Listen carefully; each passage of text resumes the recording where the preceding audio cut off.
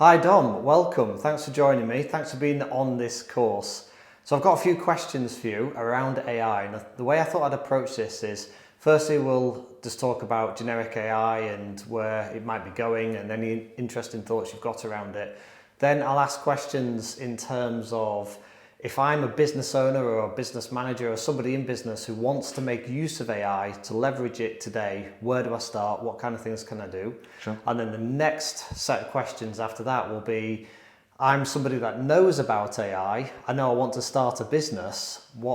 How would I approach that problem? How would I start thinking about creating a business around AI as somebody that has some AI knowledge? Maybe I'm a data scientist or something like that. Okay, so the first question, from your experience and your knowledge, could you share with us some interesting ideas about where AI might be going, or any current interesting things about AI that you'd like to share? Sure, yeah, I'd be happy to, and thanks for asking me here to join the podcast today, Mike. Thanks very much.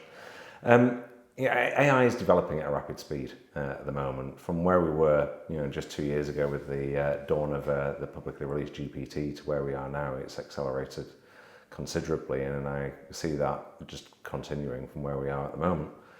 Some of the developments that you can see not far down the line is where we're actually starting to empower AI to be multi-connected, multifaceted. So, an example that I often use in this one is, imagine you're an ice cream seller and you're going down to the local park. It's a nice day and you want to know which flavors are going to sell and how much you need to take.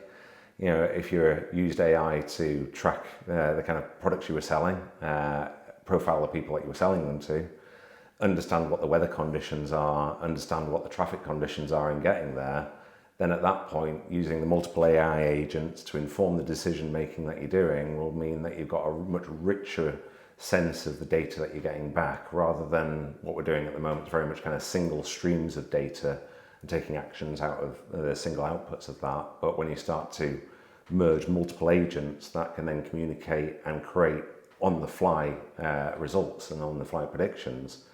That's going to be really where you start to see this really pick up. So that's taking different data sets, putting them together for new predictions. So you've got your weather data from one source, you've got your information that maybe is being collated about the regular attendees of that park. Maybe you've got some information about the people that live in that park, house prices, stuff like that, average income. Yep. Then you've got your previous knowledge on ice cream sales that maybe you're supplying and you've been collating.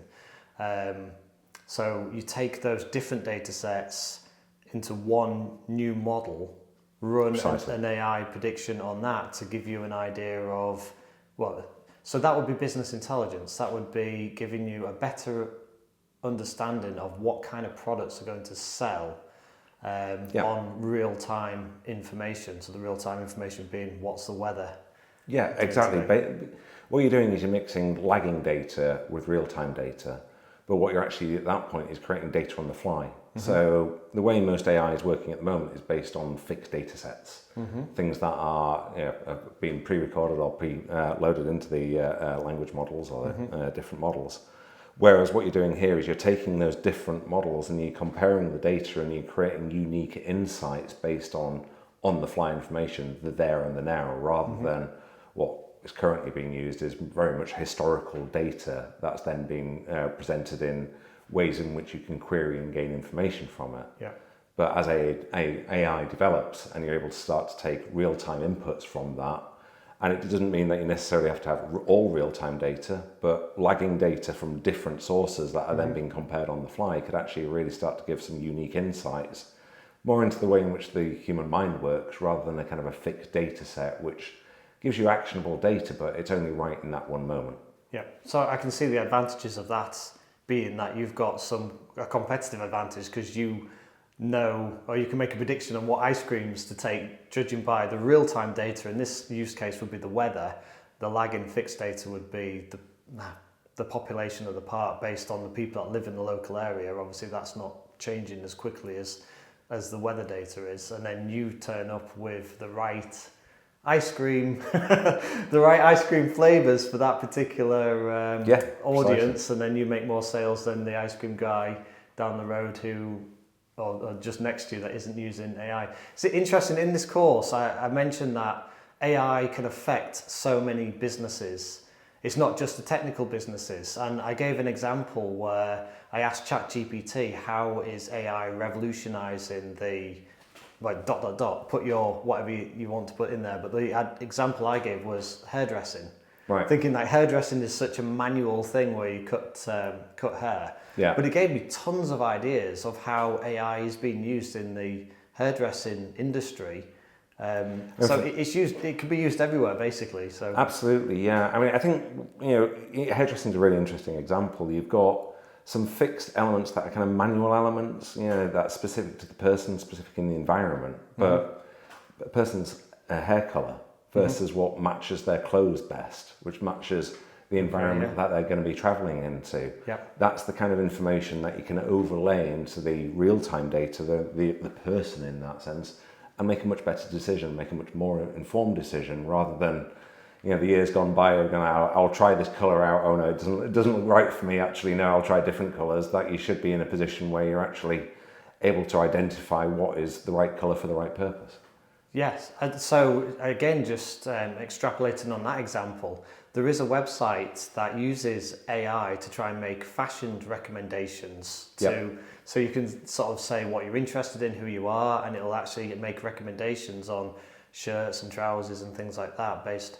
And I'm also thinking when it comes to hairdressing, I suppose with generative image creation, you could maybe take your picture, and then say, okay, AI recommends that you go for this sort of length hair, blonde, okay, let's try it darker. And I suppose it could generate that image, how you would look with that hairstyle, before the hairdresser goes and commits scissors to hair, and then turn around and go, oh no, I don't like it. You can see what it would look like beforehand. Yeah, real-time demonstrations. I saw an excellent example when I was out in Vegas this year at CES, the Consumer Electronics Show, which was a configurator around smells, perfumes based on your own personal preferences, based on the environments that you're in, and also based on your own sense. And we all smell differently, and we all interact differently. And that was creating custom smells based on you, which is just microdosing different elements of the perfume. I've got an example in the course about a perfumer that uses AI to try and come up with new perfumes. Right. So that is very relevant to one of the little examples that I've got earlier in this course. Another great example that I saw was an auto makeup configurator. Think back to Total Recall, where they're changing the different colours of the nails. Whereas in this one, they would be able to take your eye colour, your skin colour, and be able to suggest different patterns of makeup shades, but also be able to create a fairly unique approach in how they're applied, because it can do it at such a micro level that it understands your own eye, it understands the depth, it understands the environment in which it's doing, and can therefore apply the makeup in such a way that no normal human could, but it can almost create perfection in the way in which it does. Awesome. So those are some really good examples of just how AI is going to affect even the things that you might not first think it's going to have an effect with.